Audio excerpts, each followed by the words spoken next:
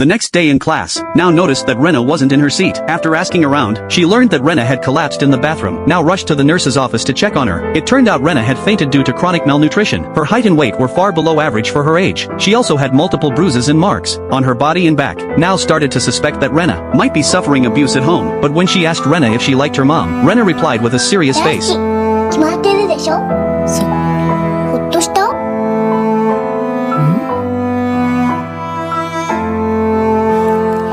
明日はちゃんとお勉強します。 Most kids will protect their parents, even if they're being hurt by them. Maybe the love a child has for their parents is the purest kind there is. The next day, Rena didn't show up to class again. Back in the office, now overheard Mr. Miura reporting to the school about his concerns of Rena being abused. They decided to visit Rena's home to see what was going on, but when they got there, no one was home. Just as they were about to leave, they ran into Rena and her mother. Coming back, Rena's left eye was covered in gauze. Mr. Miura asked about it, and Rena explained she'd been hit by a ball. Still not convinced, he asked about the other injuries on her body. Rena's mom simply said, she falls down a lot, so she gets bruised easily.